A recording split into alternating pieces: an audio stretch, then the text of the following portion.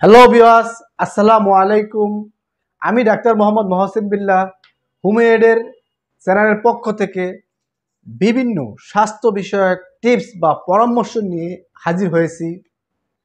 তো বন্ধুরা, আজকে আমার বিষয়টা হলো শিশুদের ডায়রিয়া ক্ষেত্রে আমরা ঘরোয়াভাবে যেভাবে স্যালাইন তৈরি করা যায় বা কিভাবে তৈরি করা যায় এবং স্যালাইন তৈরির যে সিস্টেমগুলো আমি আপনাদেরকে বিস্তারিত আলোচনা করার চেষ্টা করব।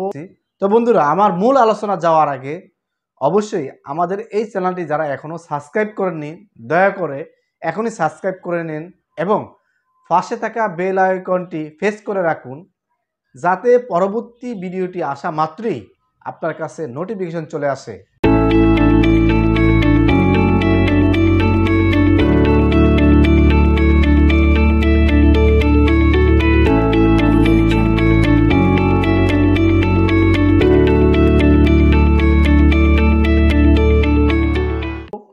বন্ধুরা, চলে আসি।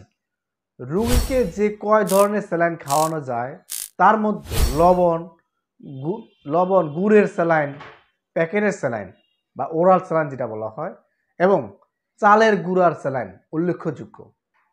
তো আমরা পর্যায়ক্রমে আসি, যেহেতু তিনটা পর্যায়ে আমাদের এইটা করা যায়, স্যালাইনটা বানানো যায়, মানে তিনটা পর্যায়ে স্যালাইনটা বানানো যায়। যেমন প্যাকেট স্যালাইন, বর্তমান খাওয়ার স্যালাইন প্যাকেটের তৈরি অবস্থায় বাজারে কিনতে পাওয়া যায়। প্যাকেটের নির্দেশনা অনুযায়ী আধা কেজি পরিষ্কার ফুটানো ঠান্ডা খাবারের পানি এক প্যাকেটের সবটুকু গুঁড়া ভালোভাবে মিশিয়ে খাওয়ার স্যালাইন তৈরি করা যায়। এবং এই স্যালাইন সাধারণত 12 ঘন্টা পর্যন্ত ব্যবহার করা যায়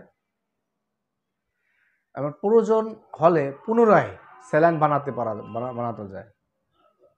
লবণের গুঁড়ার স্যালাইন, এটি একটি পরিষ্কার পাত্রে আধা কেজি পরিষ্কার বা ফুটানো ঠান্ডা খাওয়ার পানি সাথে তিন আঙ্গুলের বা বৃদ্ধাঙ্গুলের তর্জনী ও মধ্যমা প্রথম ভাগ পর্যন্ত এক চিমটি লবণ এবং এক মুঠো গুড়, আদা চিনি অথবা চিনি পরিষ্কার চামচ দিয়ে মিশাতে হবে। বাড়িতে বানানো এই স্যালাইন 6 ঘন্টা পর্যন্ত খাওয়ানো যায়। এরপর প্রয়োজন হলে পুনরায় আবার বানাতে হবে। তো পরবর্তী ধাপটা হলো চালের গুঁড়ার স্যালাইন। এখন চালের গুঁড়ার স্যালাইনটা কীভাবে হবে?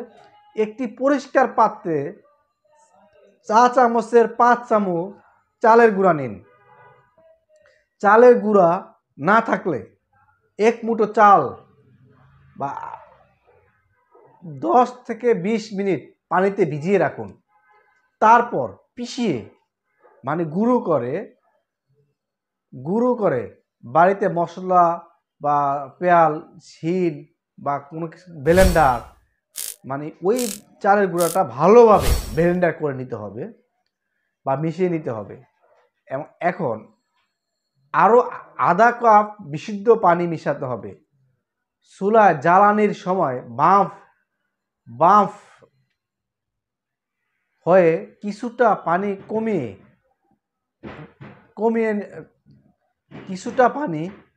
কমে যাবে বিদায় এই বাড়তি পানি মেশাতে হবে। মানে যেহেতু পানিটা আগুনের বাফে দিলে কিছুটা পানি কমে যাবে, এই কারণে একটু বাড়তি পানি দিতে হবে। এবং গরমের চালের গুঁড়া মেশানোর পানিতে চুলায় 7 থেকে 10 মিনিট গরম করুন। গরম করার সময় অনবরত